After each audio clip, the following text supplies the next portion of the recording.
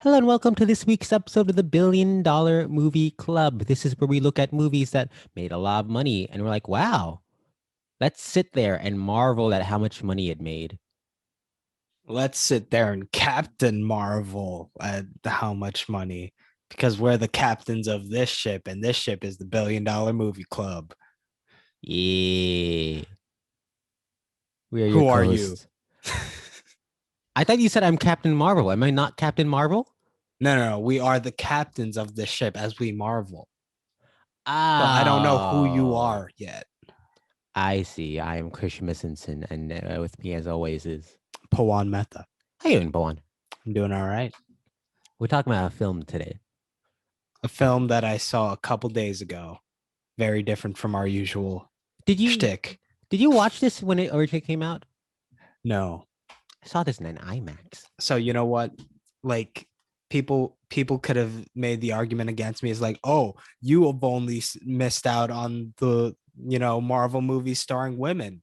You must be, you know, sexist in some way. But no, audience. I saw this movie now, so that's rectified.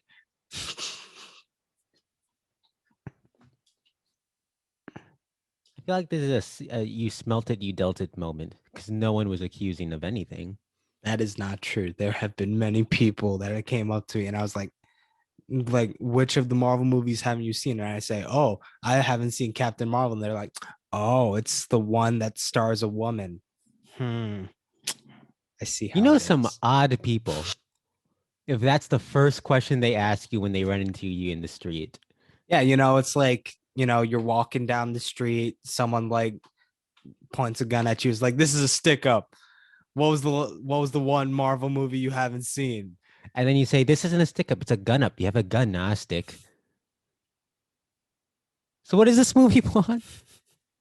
This movie's Captain Marvel. Captain Marvel, directed by Anna Boden and Ryan Fleck, with a budget of somewhere between 152 to 175 million dollars.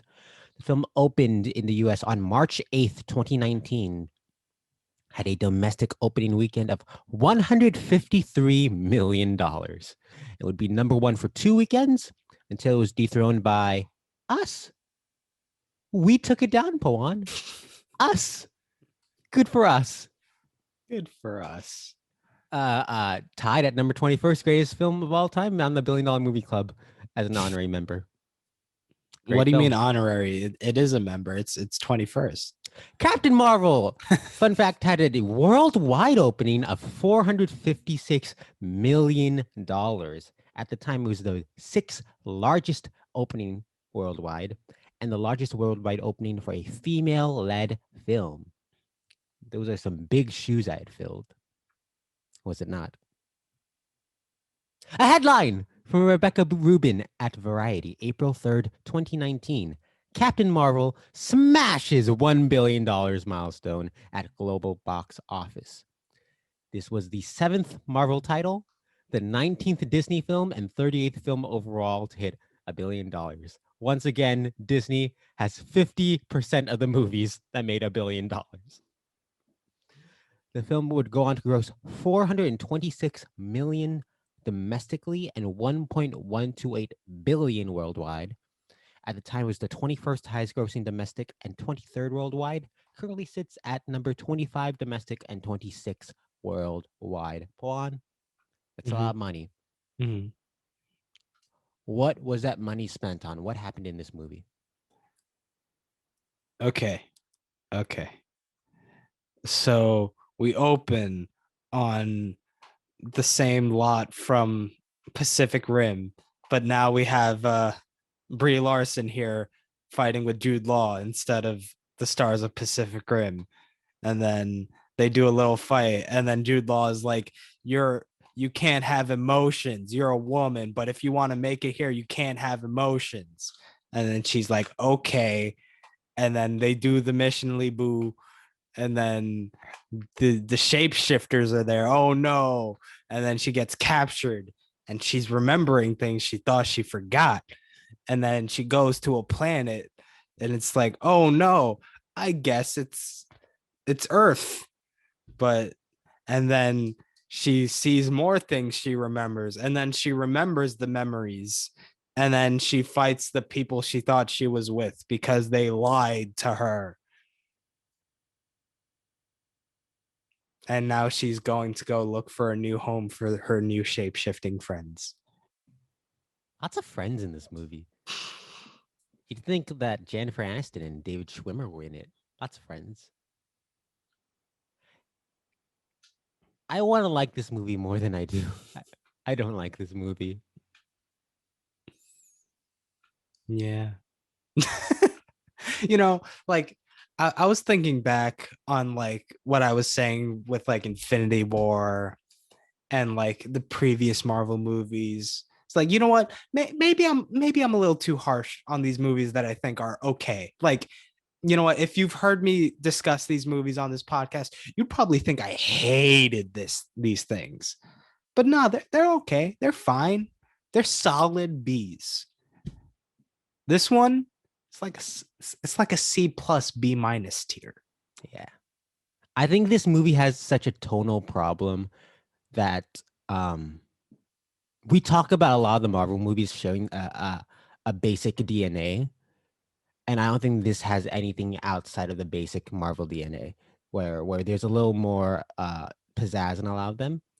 And the Captain Marvel character is in such a weird spot because her memory's wiped. She's supposed to be this blank slate, and so there's no real personality to grab on in this movie. Yeah, but see, the thing is, even if like her memories were wiped, she must have formed some kind of personality in the time between her memory being wiped and now, right? She was told she has to hold in her feelings. That's the other thing. It's like she does not really present. Okay, okay. Basic ground. People usually like the Marvel movies for the personalities more so than whatever action and all that stuff that goes on. Sure, The sure, action, it's pretty okay, but like what sells the movies are the characters and the personalities. sure, sure. I I don't really get much from this one other than No, I'm a strong woman, which means I can't have emotions. no. And I love Brie Larson. I want to put that out there. Like, um, she's one of those people. Every now and then I'll watch a performance, and I'm like, okay, I'll watch anything you're in. And so I watched Room. I'm like, fuck, I'm on the Brie Larson train 100%. Great film, one of the great of the decade. I liked her in Scott Pilgrim. She's fun in Scott Pilgrim. I liked her in Free Fire. You ever watch Free Fire? Oh yeah, that was fun. That's a That's a fun and movie odd I one. keep forgetting exists until someone else brings it up. I don't think it's like a spectacular movie, but there's a fun energy to that one that Mhm. I think is unique. Um, and yeah, I usually love when Brie Larson's on screen. And you brought up that a lot of the Marvel movies feel too quippy, and I really felt it in this one because I don't know why she's quippy in this one. Was there any moment where you chuckled? Mm, by the end, when she says when Jude Law and them are she realizes they're evil, and she's quipping with them. I'm like, okay, now she has a reason to quip with them.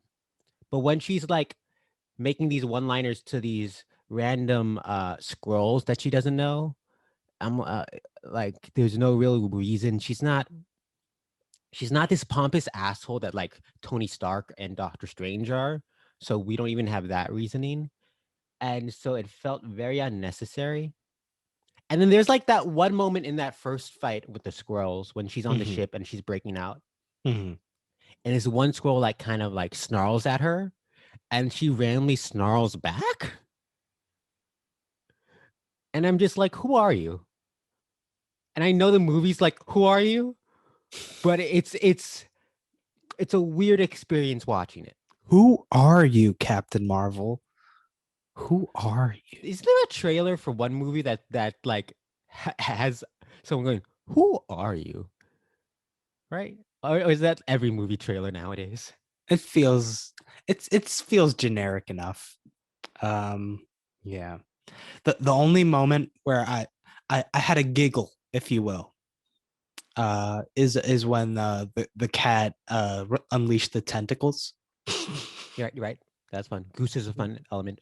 Um, That for me, it's like it was almost trying to be a Guardians of the Galaxy style yes. thing with like the few moments where they did steep it in the 90s aesthetic or whatever, but like it was so few and far between. And it's so on the nose. And like even the thing with Goose, that felt like a very Guardians gag. Yes. The sudden, unexpected, outlandish, fantastical elements of it, right? Yeah. But when it's like she lands on Earth and it pans and shows she landed in a blockbuster, it's like, oh, that's a punchline that she's in Blockbuster. Oh, it's a punchline that Radio Shack exists. And then she finds a Game Boy later on, and they're waiting for the computer to load. And like the the most grown worthy moment for me was the one that won the Is it? MTV Fight Award. Wait, what? Is it what I'm thinking of? Is Well, it you the know, she's just a girl. Oh my god! You spoke. It does feel like out of all movies, this is the most Guardians influenced Yeah. for the throwbacks to the time period, and the random sound songs thrown in for Like no it would reason. make sense if there was more of them actually. There were. It was. It felt like there was one or two and that was it. There's I'm Just a Girl, right? Mhm. There's Waterfalls plays while she first heads out to the bar. And the other one I found was like when she lands on Earth and the cop pulls down his window, you hear, "What a man, what a man, what a man, what a man." And I'm like, why?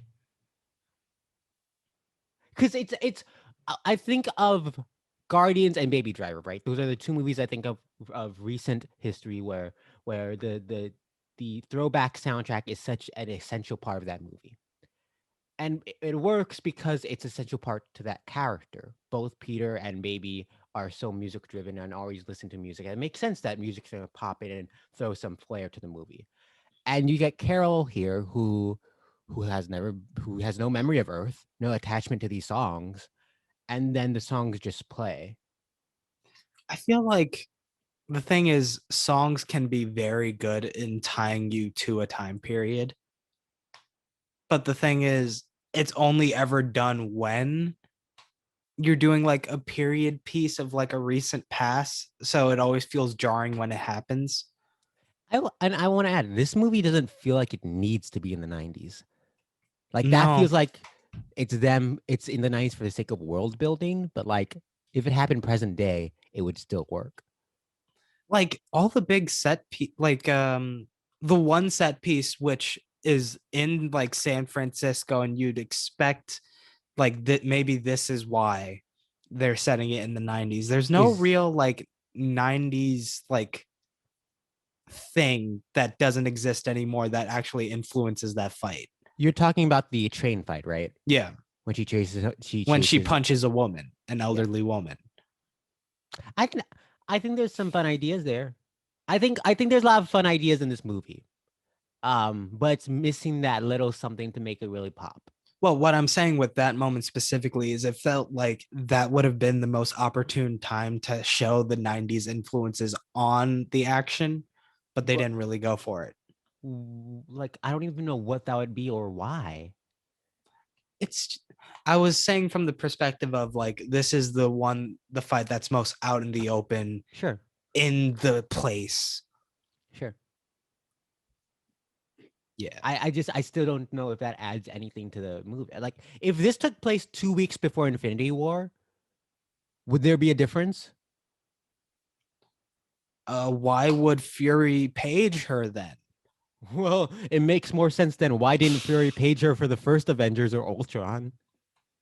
Well, you must have missed the ending of this movie where she was like only for important things.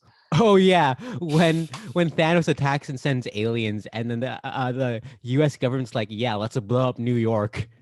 That's Yeah, not that important. that wasn't important enough.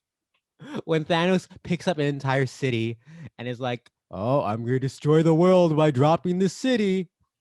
Yeah, but that's like some made up country. Who cares? When Thor first lands on Earth and there's a god on Earth. God. All right. Yeah, it disappoints me with this movie. And I don't know about you. I saw Black Widow finally, and I really liked Black Widow. I think they could make female led movies, but I thought this one was too on the nose. I thought she lacked any real personality. Wait, what do you Uh, mean it was too on the nose? Bro, she's just a girl. you know what pissed me off the most about that scene? What? Because that movie pissed me off when I first saw it in theaters, right? And that's the scene I think of when I think about this movie. And I'm like, fuck, I hate the scene when she throws the dude at the jukebox and the jukebox turns on. And I'm watching this time, and he doesn't even hit the jukebox. There's no reason for the song to come on. I thought there was a real world reason in the movie for the song to come on, but no, there is a jukebox. It's not diegetic. It's for our benefit only.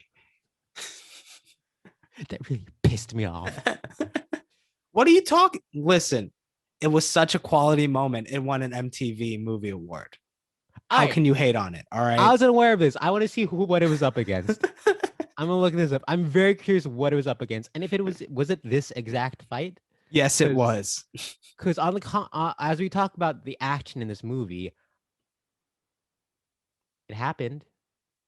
I found none of it too memorable. No real cool. Nothing that the stunts really stood out. Again, it calls back to that whole thing I felt at the end of Infinity War, where it was a lot of pew pews. Yeah, there were some fun like colors, but the colors were so empty and like I don't know if it's because it's in the comics, but like why can she only shoot with her hands? I just don't understand her powers. I don't mind that I don't understand her powers, but I don't understand her powers. It just feels like you're limiting your fight choreography so much by just keeping it to the hands. Sure. All right, so I'm on the Wikipedia page for that MTV Movie Awards, right? Mm-hmm. Here are the what else was nominated? Let's go. Let's see this nomination list. All right, first off, Josh Brolin versus Chris Evans, Avengers Endgame. Mm-hmm. Reasonable. Macy Williams versus White Walkers, Game of Thrones. Oh, right, because yeah. And what do you no? I think that's a reasonable choice. No, I mean, like it's TVs are movies too. Yeah. That's not even what I laughed at, Pawan. Next up, Becky Lynch versus Ronda Rousey versus Charlotte Flair, WrestleMania 35. Which I'm hell like, yeah. That's an odd choice, but sure. Brie Larson versus Gemma Chan 1, which do they fight one-on-one in this movie? All I remember was when this MTV Movie Awards was coming on, I was watching this moment, and then for this they played this sizzle reel of that I'm just a girl thing. Now, Pawan, I still think the wrong movie won, because the final nominee from the film, I'm not even gonna say the film, I'm gonna tell you the fight. Ruth Bader Ginsburg versus Inequality. Oh yeah, RBG. I remember when they pulled that out. Which, first off, great documentary. If you haven't seen RBG, I think it's still on Hulu. I mean, I don't know why the sizzle reel is always her just working out though. Why is that always in the sizzle reel? Because you gotta fight for inequality. I haven't seen the movie, but I have seen that shot of her doing the pull Ruth down Bader bar, Ginsburg doing the workout, like at least 70 times. Because she's fighting inequality, and she's not just a girl. All right. Well, that's why she lost, because she wasn't just a girl. All right. Wow. She didn't stay true to herself in that way. I will say, going back to I like the ideas of this movie. I like that it starts off with that Jude Law, Brie Larson fight. And he's like, oh, you got to control your emotions. Your emotions take over you. And it feels like such a dumb 80s, 90s action movie thing to say for the hero. Like, yeah, I'm controlling my emotions, and so I'll win in the end. So I like that she embraces it, especially because, that's what the Avengers do. They get mad at you kill their people, so they fight back. Did she get mad in this movie? I She felt betrayed by Jude Law and his people, and so she fights back, and she sides with, even if it's not specifically mad. I was kind of generalizing, but like No, but she like, listens to see, her that's emotions. one of And my problems. I don't think she listens to her emotions in this. you don't think so? No, I did not get like The ending when Jude Law's like, "All right, no powers, we're gonna fight fair, 1-on-1," and she's like, "Fuck you," and launches him away. I mean, it that just felt like an inconsequential moment. More, it didn't feel like a culminating moment. It felt You know what it equivalent reminds me to. of? Okay, I think we're on the exact same page. Avengers when Hulk like punches him. That's not what That's I was what it going. felt like to me. It just felt like a gag like that. You know what it felt like to me? It started like it was gonna start off like Furious 7 Mm-hmm. when they're like, what it was Oh, like with the car. he's like, put away the cars or put away whatever, and then they pull out the wrenches instead to fight like real men. It felt Oh, like I Jude thought Law you was were like, talking about the race where like he was no, like, you got to keep on the throttle, and it's like you got to hold it until you let it go. no. To me it felt like Jude Law was like, let's fight this like real warriors. And then Brie Larson was like, fuck you. I have my powers. I'm gonna use my powers, you dumbass. And then smacked him. I laughed at that. That's a fun moment. Yeah. Jude Law, serviceable in this movie. You know, when I saw him show up, I was like, oh, it's been a while since I've seen him. He's always fun. And then, I mean, he's there. What are you talking about, Pawan? You saw him in the same year sorry, a couple months earlier in The Crimes of Grindelwald. Oh yeah. Fun fact, I always get Jude Law confused with Clive Owen. But then when I figure out who Jude Law is, I'm like, yeah, I like you. You cool. I liked him in Vox Lux. Is that the Natalie Portman movie? Which Do you one? remember this one? It's about this musician, and when she was like 12, she was in a school shooting, survives it, but that Yeah, affects I don't know her, about this one. and then she becomes a pop star, but it haunts her entire life. And Jude Law's in it. He's solid. Actually, do I have I seen much of Jude Law? I don't know why I said that. If I can't even recall a Because Jude Law performance. you're so moved by his performance as Albus Dumbledore in The Crimes of Grindelwald that you're like Jude Let's Law. see. What do I I guess he was in the Grand Budapest Hotel. Oh, what, with half of Hollywood? He was his role was young writer. Hold on, Pawn. Oh, see, this is where I know him from. He was a voice actor on Neo Yokio. That's yeah. There we go. Pawn, There I have we an go. important question for you. Mm-hmm.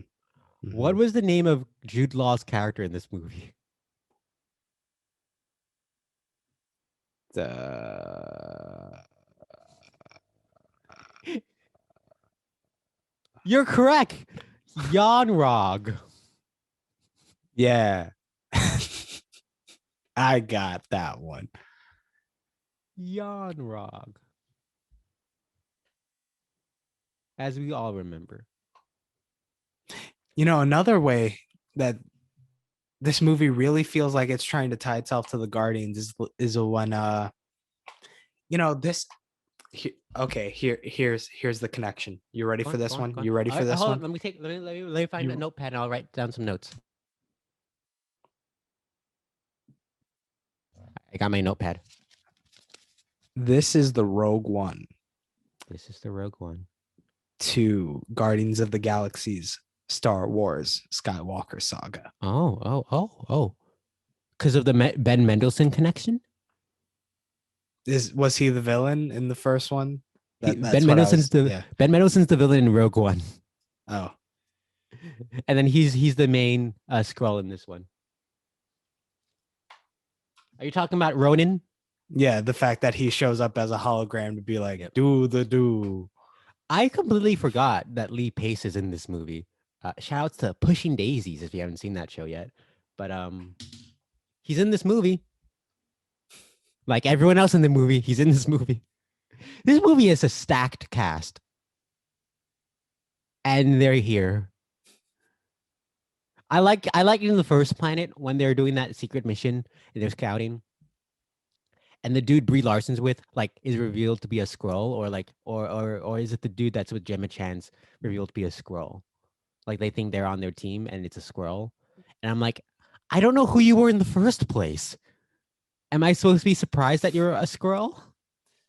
One thing I will give this movie moves that it does not overstay its welcome. I'll give it that. I found it moved too fast. My favorite parts of the movie were the on the like that farm with her friend. I found there were some nice tender moments between the two of them, and the little girl, and those are the my favorite parts of this movie. Shout outs to the actress whose name I do not know off the top, Lashana Lynch, who played Maria Rambo. I thought she was wonderful in this movie, and then shout outs to the child The played child. by Oh, are we talking? Oh. Are we talking about Baby Yoda? yes, the child. What's his name? What's their name? I don't know. I've never seen The Mandalorian.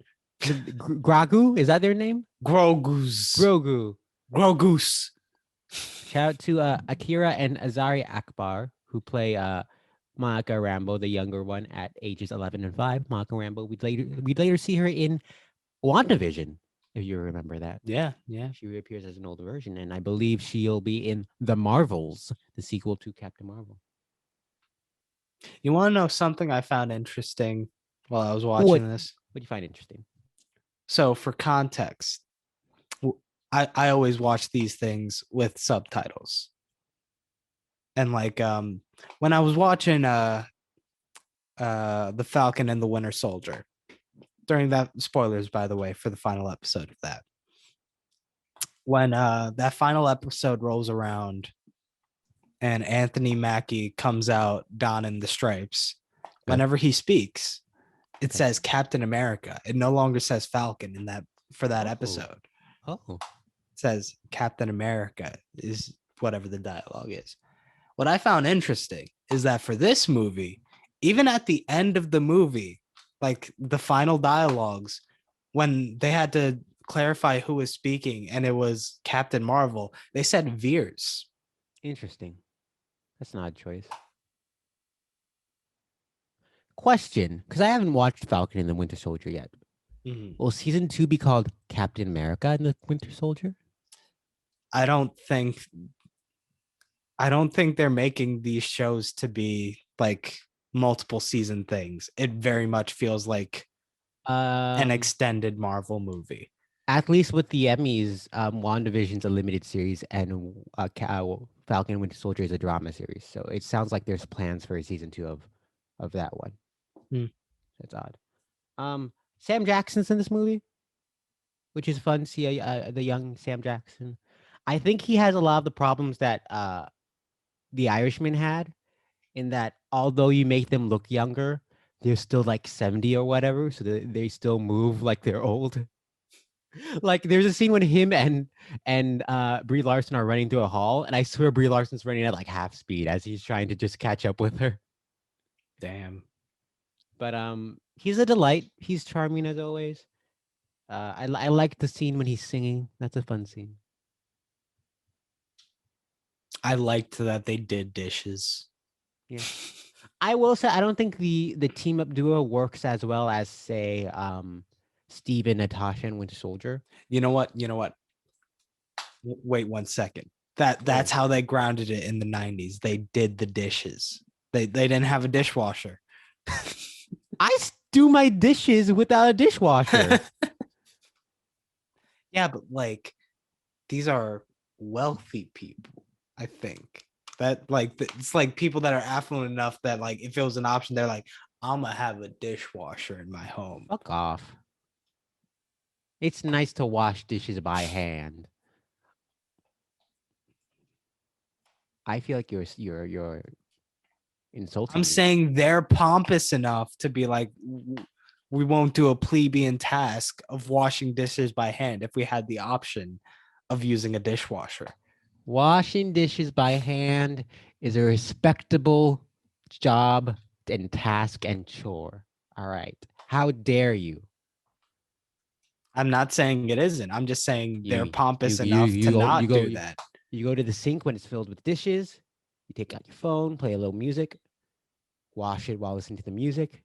You Life should may come. maybe play some "I'm Just a Girl" or "What a Man" or third song that was in this movie. What was the end credit song? I forgot what was the end credit song. I don't even remember. Um, Adding to the list of actors who are just in this movie, uh, Annette Bening's in this. I love Annette Bening. She's in this. What? Who was she? She's the Captain Marvel. Oh yeah. Uh, Gemma Chan's in this. Did she die? She's I don't dead, know. right? She got nothing to do in this. I felt like they killed her character a little too fast. But it's fine. She's a new character in the Inhumans or I'm sorry, the Eternals. She's the lead in the Eternals, so who cares? We mentioned Lee Pace, Ben Mendelsohn's the villain who has the turn. I like the turn of the villain. I think that's a fun element. We got, and he's doing it to save his family because it's always about family. Shout outs to I think we have to say it, $1 billion Movie Club Hall of Famer. Star of second greatest $1 billion movie club film of all time, Fury 7, and fourth greatest film of all time, Aquaman. Jamin Onsu's back. And just like the other two movies, he's here. Okay, so like this was probably one of the worst movies for me to like spend 2 days in between watching and recording Why? because like I'm struggling to remember things to talk about. I watched this right before, and I'm struggling to find things to talk about. It's. I'd say it's one of the more forgettable Marvel movies, without a doubt. Because the main character is so uninteresting, and none of the action set pieces really stand out. Like there's not a cool holy shit moment in any of the action set pieces. I mean, the one thing where it's like they were so close to doing it, but it would have been the wrong time period was during that like train chase where Sam Jackson and Coulson are in the car like chasing after them. Hmm. Like just throw in some of that 70s cop movie music. The 70s still happened. It could still be there. Oh yeah, Clark Gregg's in this, and he's a quick little cameo. And yeah, they don't. It's a shame. Which we'll call. I was gonna say, it's very interesting. I forget that this film has two directors, Anna Boden and Ryan Fleck. Are you familiar with their work? No. A lot of small indie movies, which is really weird. Like indie dramas. Half Nelson. It's kind of a funny story. Mississippi Grind. The Wikipedia page says that they directed some episodes of In Treatment. Or sorry, he directed 7 episodes of In Treatment. Uh, I think it's odd realizing that this had the duo, and so there's not a single movie in the $1 billion movie club directed by just a woman. All the women had a co-director. I don't know what that says about Hollywood, but I don't like what it says. And they co-wrote this movie with Geneva Robertson Dworet, whose only other credit seems to be Tomb Raider, the most recent Tomb Raider, which is odd. Yeah, it's a flat movie compared to a lot of the other movies because it's not. There's movies that are like great that are on this list, right? That we are excited to talk about, and then there are movies that we fucking hate. And then I feel like this is one of the few that it's just there. It Because kind of like feels. go ahead.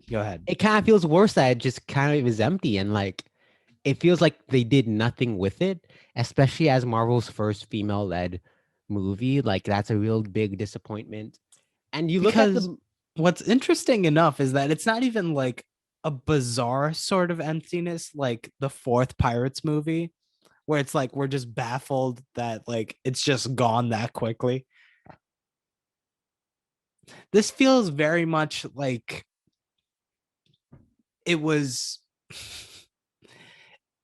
this very much feels like it's just like a slightly higher budget than like a TV procedural, and like because she has rocket arms, it's now a Marvel movie.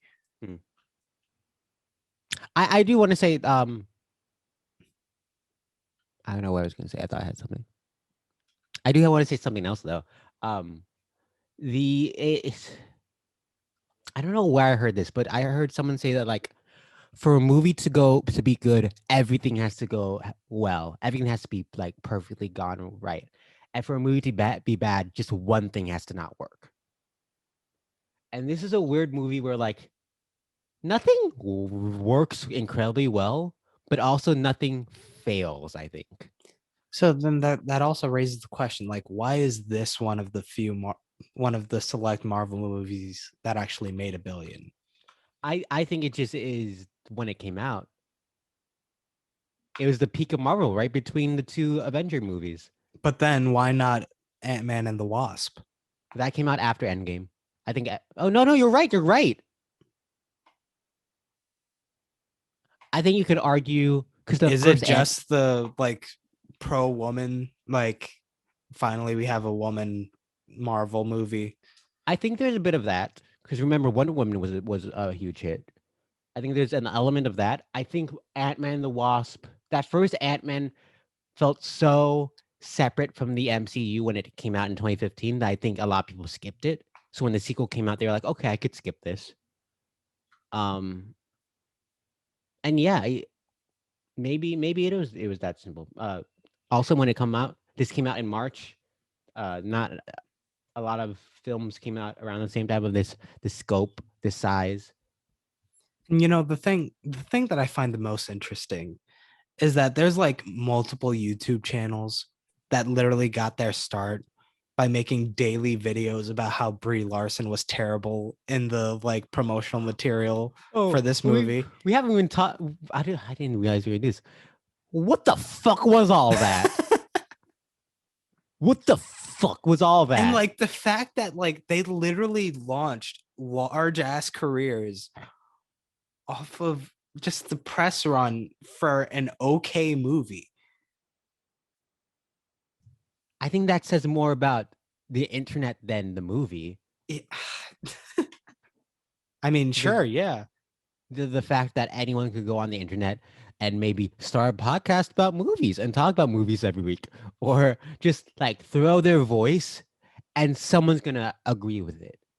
No matter what you say, someone there will agree with it, and you can build off of it. Like And you could and it's the same sort of for those of you. I'm not going to tell you which careers because I don't want to give them any more traction, but for more information, it's like the same sort of people that would like go into the anti SJW and like Gamergate sort of mindset. That stuff. Yeah. there was stuff like this when Wonder Woman was coming out too, right? I can't Not remember as well. nowhere Not to the near. extent. No, Not to the because extent, like obviously. literally these people, there were many people who started their channels by releasing like 2 or 3 videos a day just talking shit about Brie Larson. I fucking hate it. She's such a delight. She's one of the great actresses of our time. She started a YouTube channel herself, and that was delightful. It's like, really, this is what people are doing with their time, You complaining would about something think they haven't seen. the other thing that's like you saw, like having seen the trailers for this, I would have expected there to be more of the like, jets, Yes, some yes, maybe have some of that, more of that fight combat, like air combat. yeah. I've noticed that I'm personally not a big fan of dog fighting in movies, but There is a lot of that in the promotional material, and it turned out to just be teases of the flashbacks, right? Yeah. Because I feel like there was a lot of like her gaining the jet in her gear pre powers, and you don't get that. I did like when the scroll are first going into her memories, and it's her flashback to her and Annette Bening, and like Annette Bening walks away and then returns, and it's this kind of weird loop that keeps going back. Like I thought that was a fun scene and a cool idea of her memories being controlled and her losing control of it. Um, Again, I think there were cool ideas that don't add up to much. There's that. There's her when she first enters the bar, and you get this establishing shot going around the bar, and her memories pop up in little locations. Um, I liked after what was it after? I think it's right after Ben Mendelsohn first comes back on the farm, I and think the thing is, like, Coco. there could have been a very interesting theme around like memories and distortion thereof, but they didn't really go for it. I don't think he wanted to go for that though. Like, no, but the thing is, you're calling out all these interesting moments that would have fed that theme really well. I thought they were And like it interesting. hints towards it. I thought they were interesting cinematically and directorially what they do with the camera and the effects. I don't think they did much to adding to the story. I think this movie wanted to be like what is it and again none we said this for Black Panther. I think we had to point this out there. Neither of us women. None of us have the experience, but I do think this movie wanted to be what's like being a woman in a man's world, right? So what I got out of it was they were trying to like they've done so many like uh hero intro movies so far that they wanted to like spice it up a little bit, be like, what if she's in the middle of it and she needs to learn about how she became a hero? Isn't that still her learning to be a hero? Yeah, but like it's a different way of going about it slightly. There was a lot of mystery that they wanted to put in this movie that I don't think the movie sits in the mystery enough for it to really Again, be like they intriguing. could have had that really nice theme if they went for it, but I don't think they did. What were they going for? That's the thing. I don't know if they were going for any big ideas like that. I think they were going for like men manipulating women and trying to control what they think and say. I mean, That's what the Jude Law thing's doing that I entire can time. kind of see that, including with like the backstory of um the whole idea that they couldn't actually fly the fighter planes because like the women have to be on the sidelines and all that. But yeah, Yeah. it was there. Uh, Shout outs to I forgot this movie opens with the Stan Lee version of the Marvel credits, the Marvel logo. This was the first movie released after he passed, and so it is weird that like going back to this movie, it's this movie only that has it. I think that makes more sense in the moment of when you first see it in theaters, but it's still nice to see. And I liked his cameo in this movie. He's reading the Mallrats script on the train. Yeah. She lowers the script and she gives him this like nice little smile, like, oh, I get you, I get that you're good, just your essence, and I liked that. Um, yeah,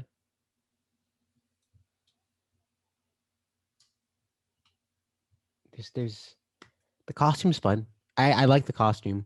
I like the I colors are liked how bright. they played around with the colors for Yeah, that one there's moment. it feels like a nice something about the texture of it feels like a tribute to her flighter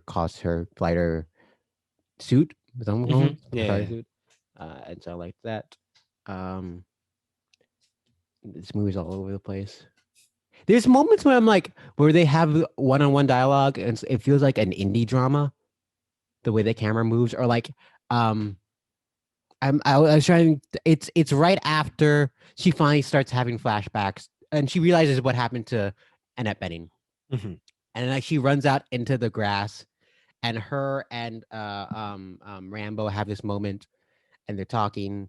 It's just this nice little moment of their friendship, and then they hug, and like focuses on Bree's reaction after the hug that felt straight out of like, I don't know, name an indie movie, an indie drama.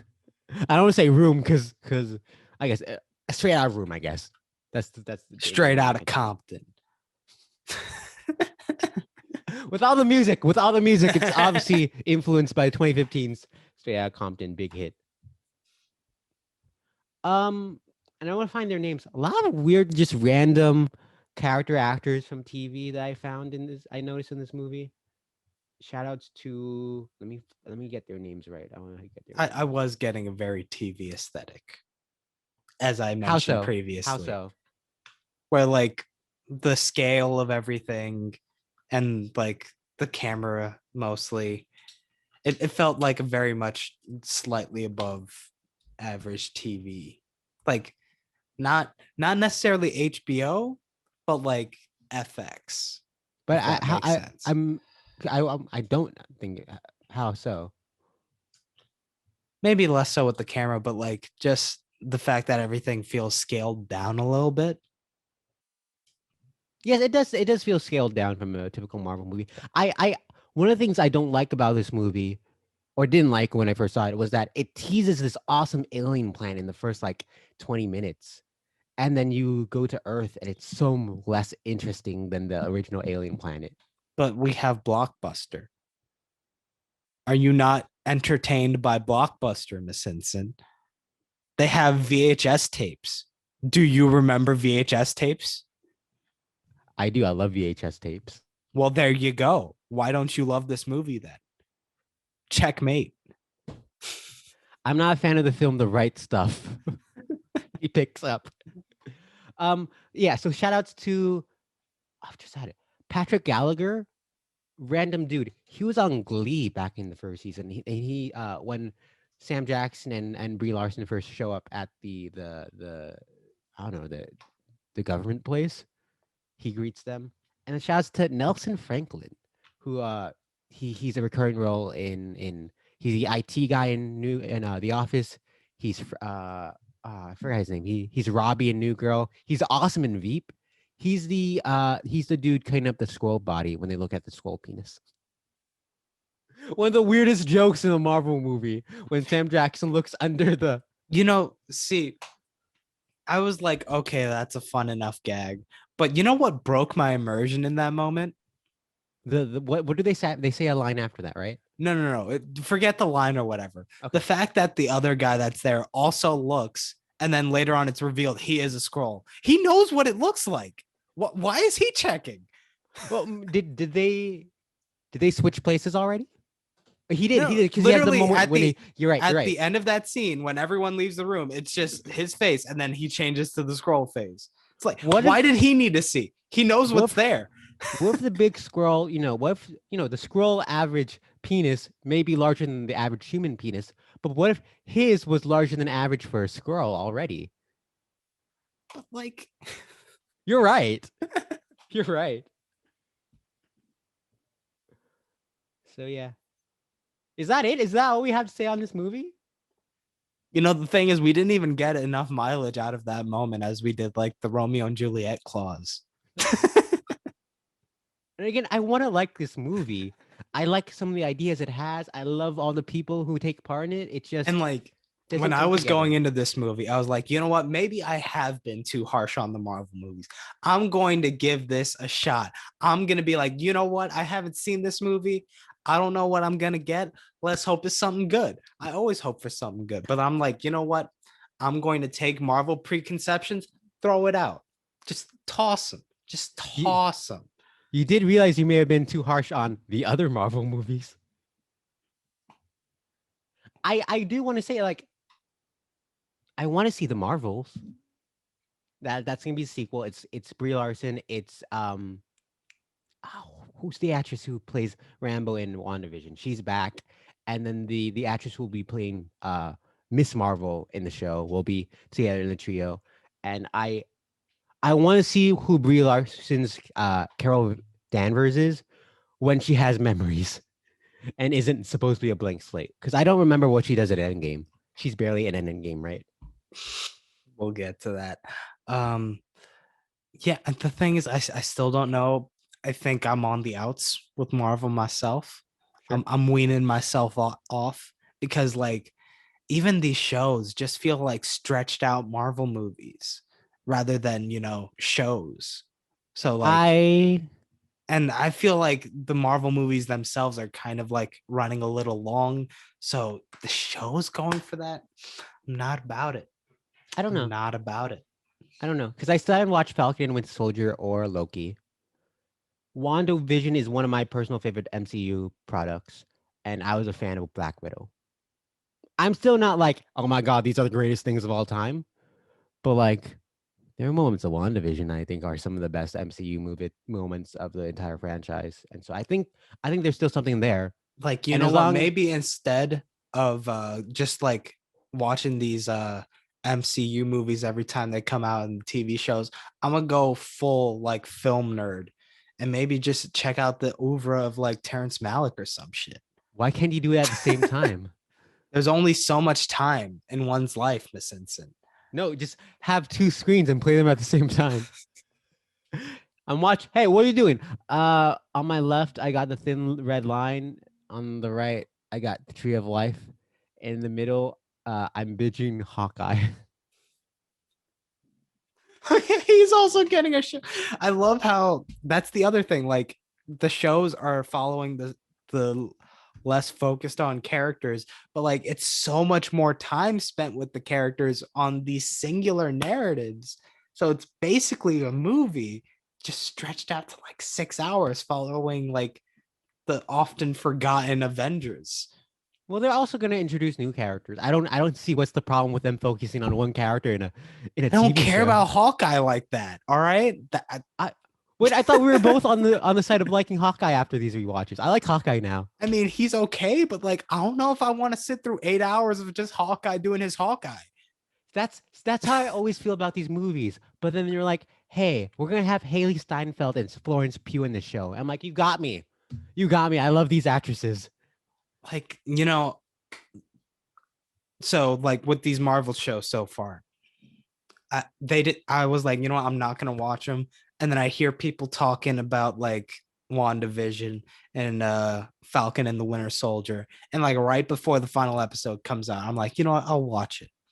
And then the one that I was excited for, Loki, I was like, you know what? Nah, I'm not. I'm done. I'm free. I'm The free. only show I was excited for was WandaVision, and I loved it. So Because I like the I the other thing about the shows is that like the one reason why I was kind of excited about Loki is because it looked like it had an interesting-ish art direction, really but that felt more like the sizzle moments. Like when you actually look at the moments that they interspersed that they put in the middle to like actually present the plot of the show, it felt like the did same you sterile look as the other shows. did you watch Loki? I didn't realize you watched Loki. I didn't, but I Oh, saw okay. the like trailer and stuff like that, and that's the vibe I was getting. I don't know. That's the other thing. Like Disney Plus, I don't know what's going on. Why do their shows look so sterile? I feel like they try to do this. They want it to be so. Uh, You know, what's I'm you looking know for? what it reminds me of? It What? reminds me of that director of Seven and uh Fincher? yes. Yes, it Fincher? What? because he also has a very clean aesthetic like that. But like I don't I know, don't it know if I feels like agree he with this does it a little assessment. bit more purposeful. But like I don't know this if one I just agree with feels that. like they were just going for a nice sheen, I and also like don't it know. just feels so empty with the backgrounds and shit. I don't know if I agree with the sterile notion. Uh, uh, and I really don't think I agree with this Fincher notion. Are you telling me that? Are you telling me that you're gonna sit down watching Loki? And you're like, wow, this reminds me of Mank. You know what? Yeah. Is that a selling point? We both enjoyed Mank. I'll tell you, it was I didn't enjoy Mank because of its production. Wait, Mank's incredibly done. Like, I enjoyed that more than a lot of Mank. I like the craft of like the world they build more than the story. I don't know. There, for me, Mank was sold with that one scene. Which scene? The scene where he's at that banquet and then That's he a good just scene. That's a talks good shit. scene. That's a good scene. That's a great scene. But even that room is gorgeous. Yeah, but like that wasn't the selling point for me. Right. Let me live my life, Miss Simpson. Can you do that? All Let right. me have my opinions. I just, you realize you're putting some. I'm trying to stall to find their names. I can't find their names. You're putting some stank on the names of the production, the Academy Award winning production designers of Mank. Let me say that again. You're putting a little something on the Academy Award winning production designers of Mank. Uh, Listen, I'm not saying I hated it. I'm saying it just wasn't the selling point for me. And of course, it was going to win. It was aping old Hollywood. No, there's nothing the Academy loves more than like, nods to itself. 2017, the ceremony celebrating 2016 when Moonlight beats La La Land. Turns out, you know what they love more than Hollywood? Gay black kids. See, the thing is, I don't know if that was the point of La La Land either, though. Like that, like it wasn't like that. I don't There's a think that weird history when it comes to like musicals with that. that's not the That's its point. own topic. That's not the point of La La Land, but it's for sure a tribute to the old days of Hollywood. But like, it's not a story about that as well. Like, it has to be so steeped in Sure, it. sure. That's why the artist wins, and even I'd say Exactly. even Birdman wins because it's about artists. Yo, but it's all about the next movie. Did you know that Leo ate raw meat for that one? What were those words? What? The Revenant, like Leo ate raw meat for that one. That's why he got that Oscar. Okay. Wait, where did You brought up Birdman, and I was like, nah, it's all about the next one, man. Revenant did win picture? But Leo put in that work. He ate that raw meat. He did. He did. And we must remember, Leo won the Oscar. Keaton didn't win the Oscar. You know who won the Oscar? Eddie Redmayne. Oh no, that wasn't for Danish Girl. Sorry, Danish Girl was next year. That was Theory of Everything. Theory of Everything. Yeah. Goose is fun. Why isn't Goose in more movies? Whoa, wait. Did Eddie Redmayne win for Danish Girl? No. Leo won for Revenant that year. He was nominated because But Jared Leto won Jared Leto did win for in Dallas a role Buyers Club. It's the thing of Hollywood not getting it yet. Because I think Leto does give an incredible performance, but he shouldn't have played the role in the first place. That's the biggest problem. And this is an issue. I didn't realize we were going to get into trans representation in Hollywood in the Captain Marvel Let's episode. move on. Yeah, let's move on. I don't know. Like, what else can we talk about Captain Marvel? You got ideas? I like how her hair goes up when the mask comes down. It's like it's a nod to like the comics, I guess. Is it? I don't know. Is it? Did you know that Nick Fury can't eat toast cut diagonally? What a weird line. Sorry, not Nick Fury. Fury. Did you know that? Did you know that people only call him Fury? Are you a scroll because you called him Nick? I'm sorry. I missed the 5-minute dialogue of him pointing out that everyone calls him Fury. Oh. There's another dumb thing I liked.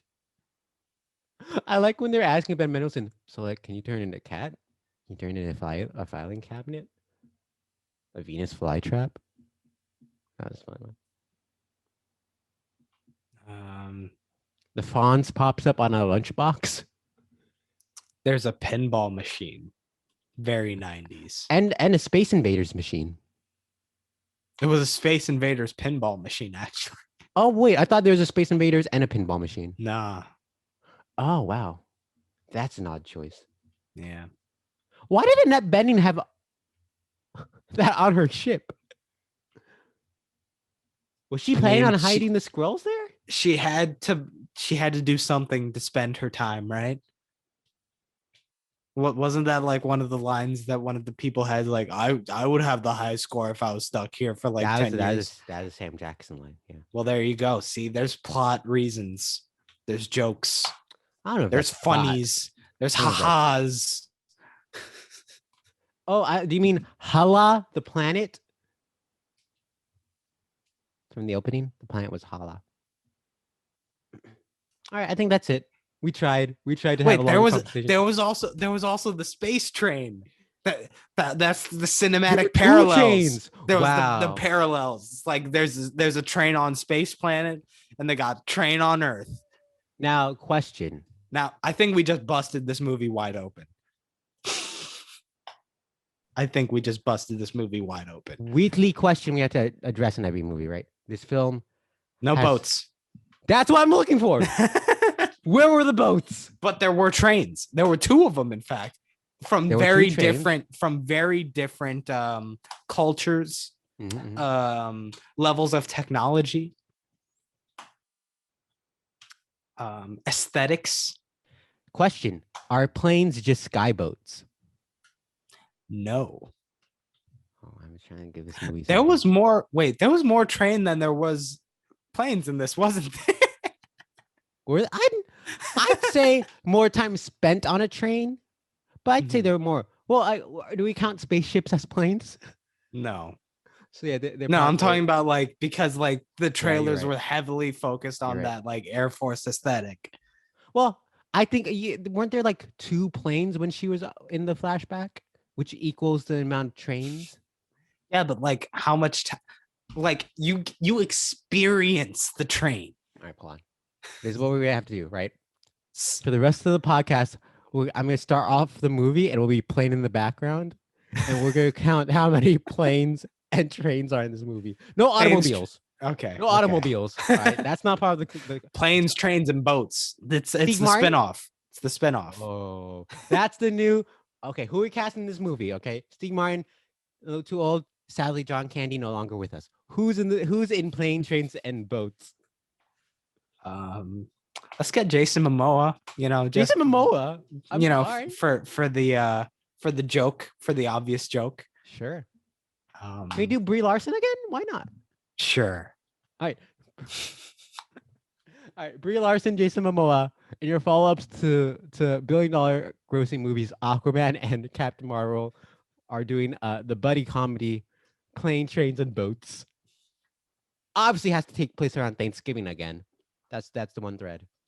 What was the BoJack Horseman like remake one that like what was the name in that one? I don't remember this one. It was like Plans, Trans in the Panama Canal or something. That sounds funny. You know, I'm gonna pull up what that is. I do not remember this BoJack joke. There's a Game Boy randomly. I didn't like that. Game Boy came out in 1989, and arguably lost its peak of height of popularity by 1995, and was not popular again until Pokemon came to the States in 97. The thing was Plans, Trans, a Man, a Canal, Panama. Oh, you know what little thing bothered me? What? When she first calls Jude Law on the phone, like the payphone, she does some alien shit to talk to him, right? So she uses this better technology to access him. And then suddenly you hear this thing that's like, what was it? I wrote it down. It's like, it goes... To continue the call. She needed a long distance access code to continue the call. She couldn't work around that. She was too wrapped up in the conversation, bro. I guess. I guess. And we were very wrapped up into the conversation until now when we come to an end on our discussion. Oh wait, Uh, I oh, feel I like apologize. we didn't dive into this whole train thing. Oh, okay. Let's put on our metaphor hats, if you will. Metaphors. All right. Where's Okay. mine's a fedora. It's a metaphor, so you can't actually see it. Still So fedora. so trains. They bring you from one location to another. Sure. How can we tie this in with whatever ideas are in this movie? So repeat the question, please. So trains, known as a great source of public transportation, they bring you from one location to another as a group, predetermined locations as well. Going in that you're going from this location and there's stops here, here, and here, and you get to decide where you get off. How do we relate that to the character of Captain Marvel as she experiences this film? So I like that one scene when she's fighting Annette Bening in her head, and Mhm. Annette Bening like throws her up against the wall, and then she like is absorbed into the wall and is looking at her memories. So if instead, wait, hold on, no, No, no, save no, this, no, save no, this, no, no. save this, save this. We're I'm not saving this. I'm changing. saving We're this. not I'm saving changing this. anything. We're not changing anything. We're trying to connect it. Oh, you want the deeper Yes, meaning. we're looking for the metaphors, Miss Simpson. All right, Pawan. I have the answer. Did I you have the forget that answer. you put on your metaphor hat? Did it I blow away in the breeze? I couldn't see it. I apologize. I have the answer. Can I save it for later in our later segment? Fine, fine. Because I have the answer. Oh, I got one. I got one connection. She went from Veers to Carol Danvers to Captain Marvel. The subtitle said that she's only Veers the entire time. The subtitles are wrong. There was that middle stop of like Carol Danvers. They had that pit stop. They had to refuel. They had to like get their food or whatever. Visit the local village, see what's up, Sure. Local village. Okay. and then they get back on the train and reach their final destination, which is the true actualization in this case. Mm-hmm. And the pit stop was her reconnecting with an old haunt, if you will. What was the past? What she had long since forgotten. It's like you're in this place and you gotta stop by your hometown before going to where you need to go. And the train takes you on that journey. Wow. What a beautiful journey. There are twists and turns and ups and downs, I assume. Listen, with this level of analysis, I might as well start a YouTube channel where I make hour-long videos. Wow. Catch me in like a couple days, weeks, months, years when I do this. That was our discussion on Marvel's Captain Marvel. A film? No, it's Marvel Studios Captain Marvel. You're right. I had to check. It does say Marvel Studios. I apologize. Very, very, very, very made, very made movie. I was gonna say very good. I'm like, I don't think it is. I don't think it's bad, but it's a movie. She's just a girl, and we got to accept that. We just We have do. to learn to accept that. We do. And if you can't, that's on you. All right, dear Well, listener. That's Well, on it's you. possible that we might not be able to accept some things, but we'll find out about those things right after this break. Captain Marvel, Captain Marvel. Ba, ba, ba, ba, ba. Hello again, friend of a friend. I knew you when our common goal was waiting for the world to end. Now that the truth is just a rule that you can bend, you crack the whip, shape shift, and trick the past again. I'll send you my love on a wire. Lift you up every time everyone pulls away Me. from you. Man. Got balls of steel. Got an automobile for a minimum wage. Got real estate. I'm buying it all up in outer space. Now that the truth is just a rule that you can bend, you crack the whip, shape, shift, and trick the past again. Man. I'll send you my love on a wire. Lift you up every time everyone pulls away. Ooh. Man. It's a mechanical bull. The number one, you'll take a ride from anyone. Everyone wants a ride. Pulls away from you. Man. Captain Marvel. We talked. We've shared laughs. We've shared love. We've shared many fond memories, new and old, forgotten and found. But now it's time to discuss what can be better. Better? What do you mean better? Well, we found some things and we don't know if the quality was good enough. So I think we What do can you find mean? better things. Are you saying that this movie's not perfect? Yeah, because what they found wasn't good enough. So we could find better things. Wow. Finding better things. Is this what the song You Will Be Found by Dear Evan Hansen about? Sure. Miss Simpson.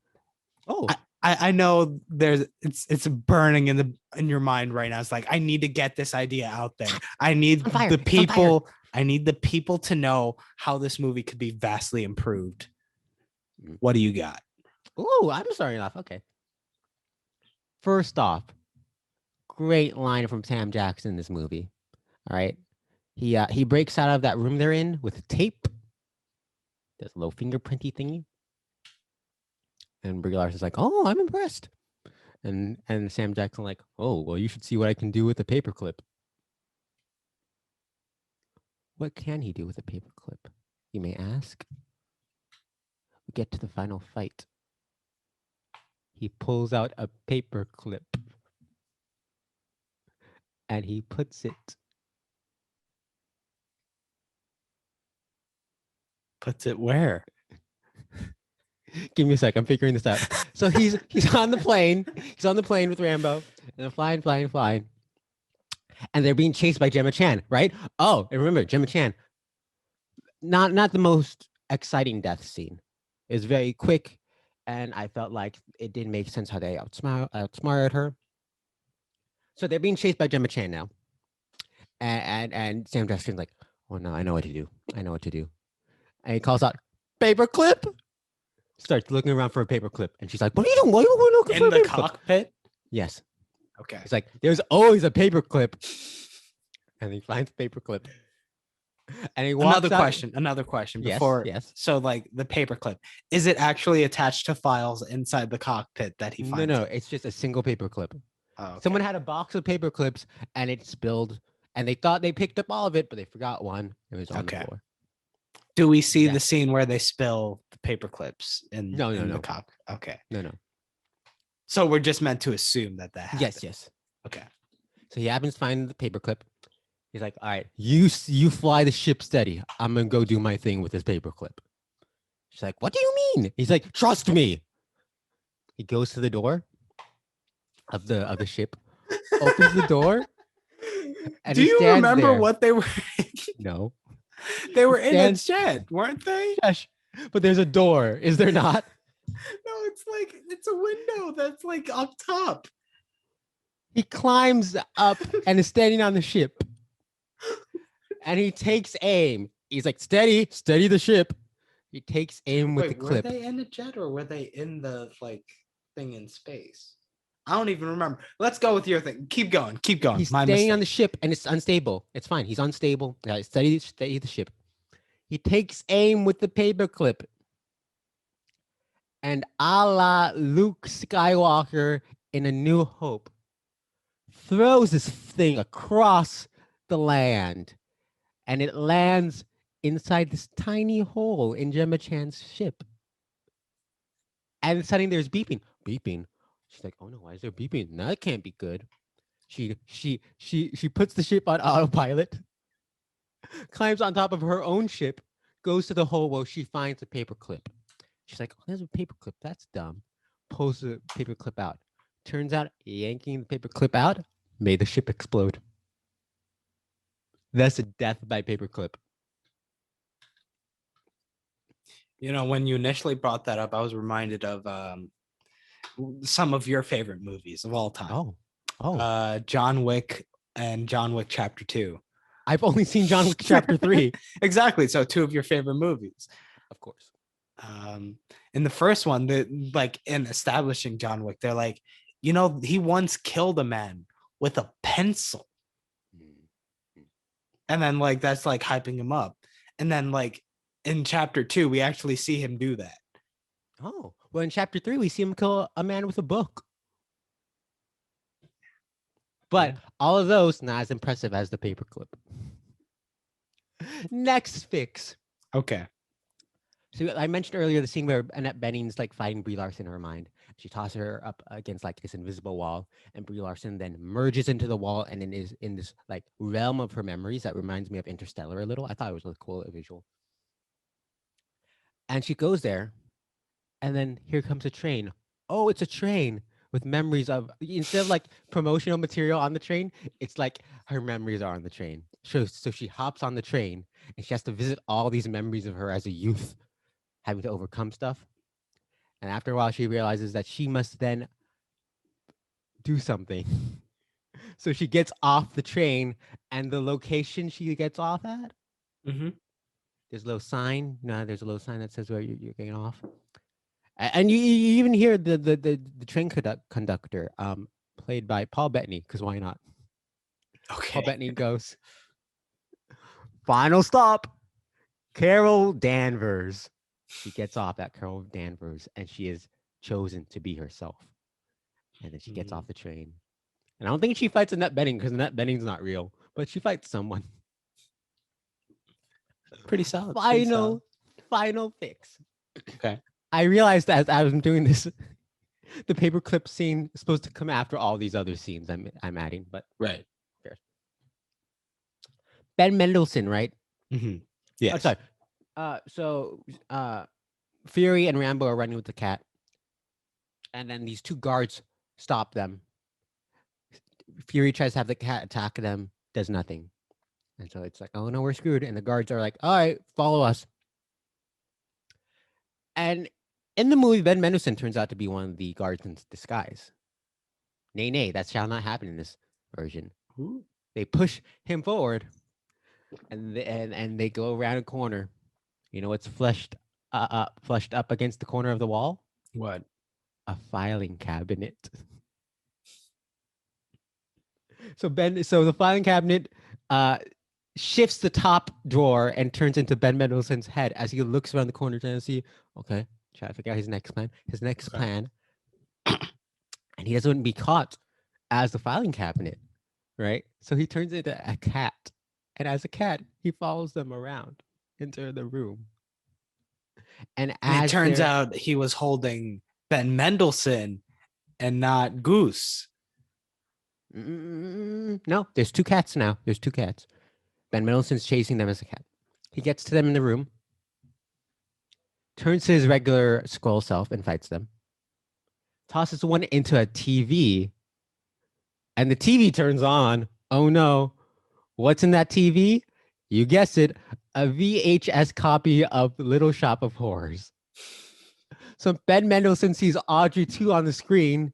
He's like, oh, this is cool. Shape shifts into a giant Venus flytrap and fights the evil people.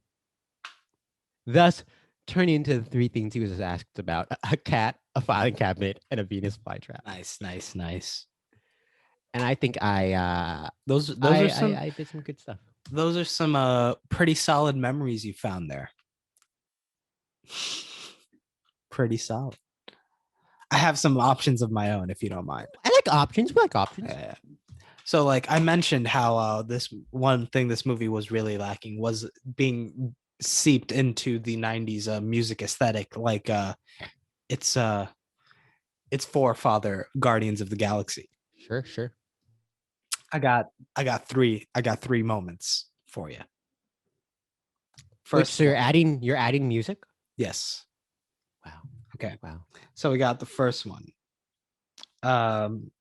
So when she's landing in the blockbuster, we got to be smacked with the 90s, much like how the people in the 90s were smacked with grunge.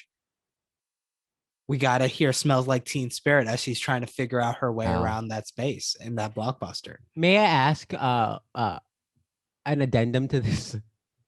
Go ahead. As right before Smells Like Teen Spirits, when she initially lands and is trying to Yeah. figure out, oh, where am I? Where am I in this mysterious place? Can there be a TV in the blockbuster that's playing that? You know that a little jingle that used to play before movies when like, let's all go to the movies. Let's all go to the movies. Sure. Can that play? And then She shoots it, and then the song and plays. then you hear, what's the riff? Burner. There you go. Yeah. Okay. The next moment, very important. Very important. When she finally meets up with Maria Rambeau again, we got to hear "You Ought to Know." Because, Wait, the like, Alanis you know Morissette what? song? You know what? There's a lot of appeal with that song, especially these days. Jagged Little Pill, huge musical right now. Just got that tie-in right there. Go ahead. You have something on your mind. No, I was questioning what year was Jagged Little Pill. It is 1995, right under the kite. So yeah.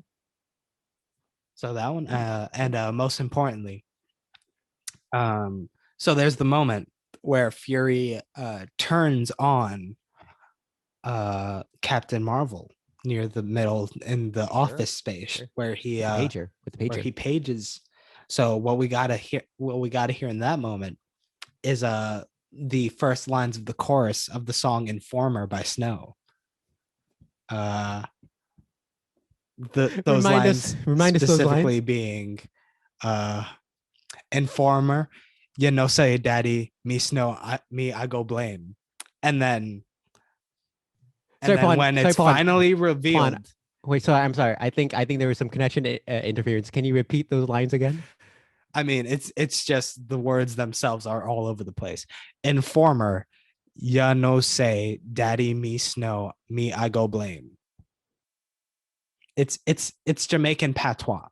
That's what it is. Mm-hmm. That it's a very big influence on the song. Mm-hmm. And then we don't get the payoff with that next line until Captain Marvel herself realizes what Fury did. And then when she notices that, you hear the "a licky boom boom down." Whoa. I like it. A little tease, and you're like, oh, you blue balled us. But then you're like, no, here it is. Here it's coming right there. And it's a boom, boom. A licky boom boom down. Yeah, I didn't know what those words were, so I was going to say them, but I decided not to. So, you mentioned something interesting when you said, like, when she goes on the train, she's not going to see promotional material. You know why she's not going to see it there? On the side of the train. That's what you're going. You know why she's not going to see it there? Why? Tell me. Because at the end of the movie, before she goes into space, she's like, don't call me for any like old reason. She's like, you're going to have this to help you. And then she hands him a USB flash drive. Whoa. But it's like USB 2.0. He can't use it. So he's like, what am I supposed to do with this? And then like the after credits scene happens. He plugs it into his computer. And then he sees all these signs pop up in the files where it's like, a little circle with a circle underneath. And then another one is the lightning bolt. And then another one is the America shield. And then Fury goes to click on the first one. And you know what he sees? He sees a like 15-second clip of a man coming out of a cave in the Middle East, and you see a pulsar beam coming out of his hand, and then he's like, okay, that's a good option. And then he goes to the shield, and it's like you just see a, in the darkness a shield comes out bouncing all over the place, and there's like these people that topple over, and then out comes a man. Wait, I thought he was gone in World War II, is what Fury says. Then he goes to the third one, the lightning bolt, and then he sees lightning strike down. It's like a shaky cam footage. This one, it follows the lightning bolt all the way down, and you see it's all being held onto one hammer, and then it automatically cuts out the video, and then he realizes these are who should be my Avengers, because like the thing is, he couldn't even come up with the idea of the Avengers by himself. He couldn't come up with that name. He needed help. So he needs help with the team members too. That's incredible. First off, so I have two thoughts. Mm-hmm. Number one, is he seen all these clips in 1995? No. This is like a flash forward. Oh, to when he like finally gets, when he's finally is able to use the when USB. he's able to use, like he keeps trying. Like it's a scene where he's like, I finally got this brand new fangled computer that could maybe use this. Let's try it out. And then he. So she had this footage from the future. Well, see, the thing is, the people that she was affiliated with while she was named Veers, they had futuristic technology. I see. Thought number two. Mm-hmm. We completely skipped over how fucking stupid it is he came up with the name Avengers from her nickname. That's some like, oh, this is why you're named Han Solo bullshit. See, Retconning. I honestly hate stuff like that so much, where it's like people can't have ideas. No, they have to hear things from other places and be like, yeah, that sounds cool. But yeah, those are some great fixes. I think we did some great work here. Yeah. And I think we're done. I think we're done with the podcast. We're good, right? No, because What? everything that we just did, worthless. Okay. Worthless. Throw away your metaphor hat. We don't need it anymore because it never mattered. It was never important. Who needs metaphors when you have facts Whoa. and hard data? What?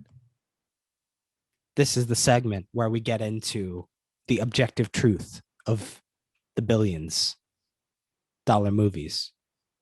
Let's rank these movies. All right. As usual, we flip a coin to see how science goes today. Heads. Flippity flip. It lands on heads. Oh, wow. I get to pick for once. This is actually going to be a really interesting choice. All right. Last week's You know what? Aquaman. Juan, did you like Captain Marvel better or worse than Aquaman? I was thinking like, you know what? Maybe it is better than Aquaman, but there's no option for me to do that. Science. That's what science does. So that's what science does. Let's go down. I guess it's worse than Aquaman. Do you like this movie better or worse than Zootopia? You know what? I'm going to say worse than Zootopia. Do you like this movie better or worse than... Huh. You have a choice to make.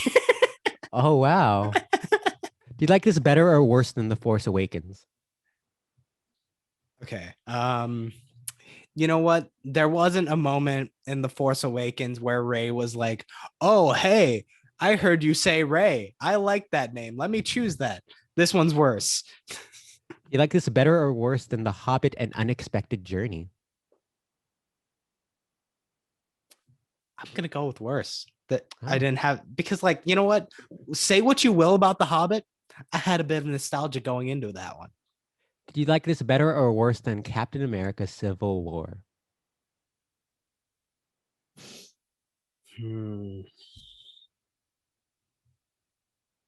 That's a tough one because like that movie was pretty long.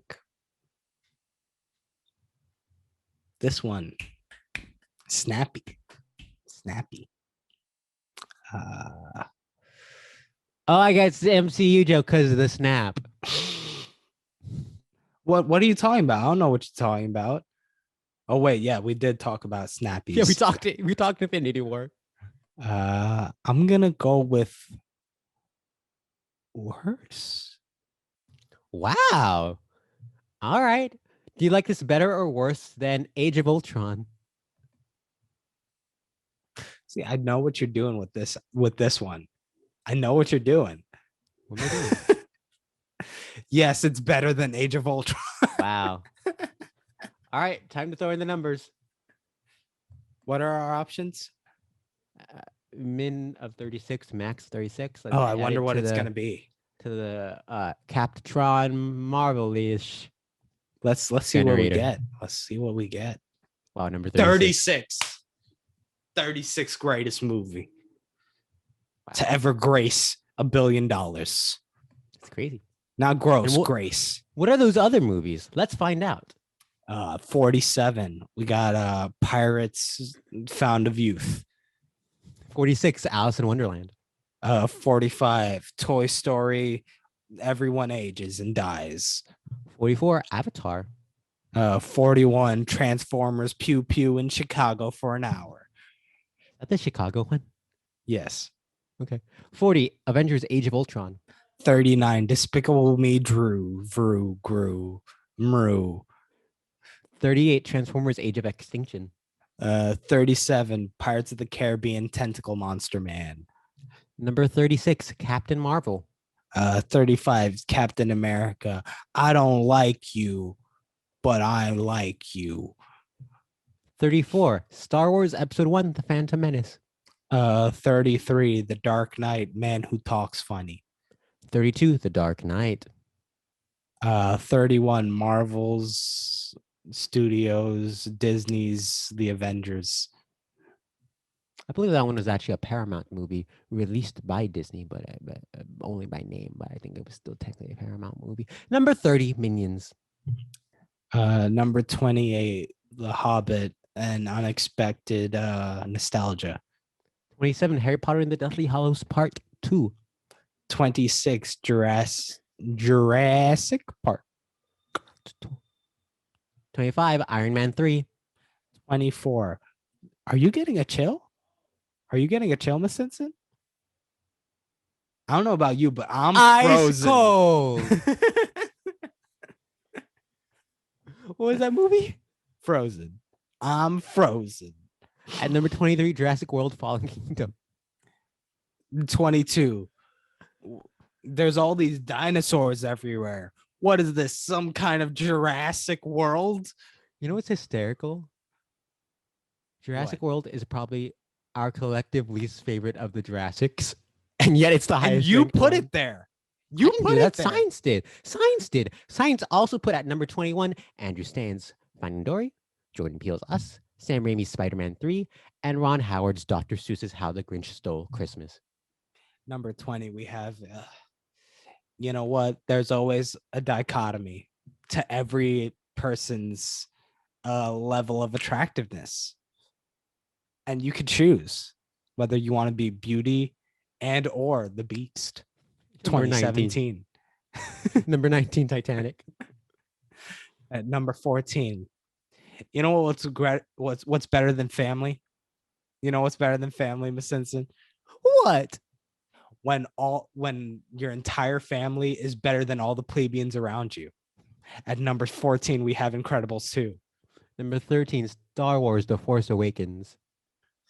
At number 11. You know what's a word you can't say anymore, Miss Simpson? What? You can't call rabbits cute. What has the Oh, world no. come to? At number 11, we have Zootopia. Number 9, Black Panther. And number 8, and we talked about snappiness. We talked about snappiness. This movie wasn't really snappy, except for like the very end. It takes like 2.5 hours before you get to some snappy snaps. Number 8, we have Avengers Infinity War. Number 7, Rogue One, A Star Wars Story. Number 6, we got family. Sometimes family breaks apart. We got The Fate of the Furious. Number 5, Star Wars Episode 8, The Last Jedi. At number 4, you know what? Boats. Boats are nice. But you know what's better than boats? Superpowers when you got boats. Aquaman. Number 3, The Lord of the Rings: The Return of the King. Number 2, what do we got? We got the 7 Samurai but family, Furious 7. And at number 1, Skyfall. What a list. I feel like every week I discover something new about this list. And it's crazy what science does. Science led us in that direction. It did not lead us astray. I will say that. And you know who else hasn't led us astray? Who? Our beautiful listeners. Oh, yes. Our Our beautiful listeners and our beast listeners. Yes. And our beast and beauty creator of our art. That worked as a sentence. Thank you, Max Lismacchio, for the beautiful art. This was the $1 Billion Movie Club. Join us every Friday when we upload new episodes on the YouTubes, Spotify. If you want to secure your spot as one of the beauties, sign up for our Patreon. We don't have a Patreon. What's our Patreon, Miss Sensen? Let them know.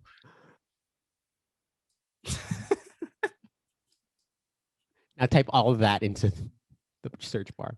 That's how you could secure your spot as one of the beauties and not one of the beasts.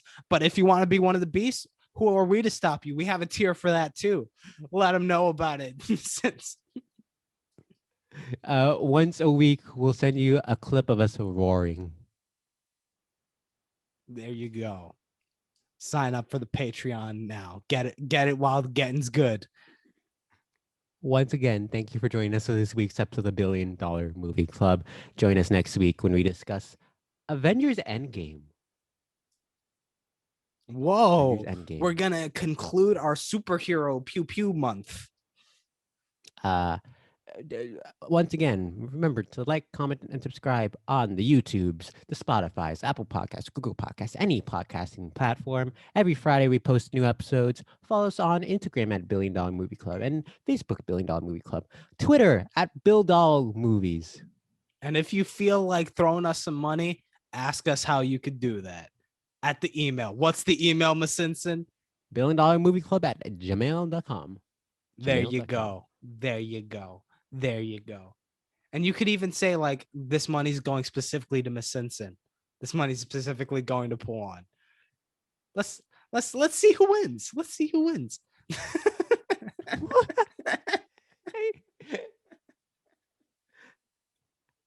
And with that,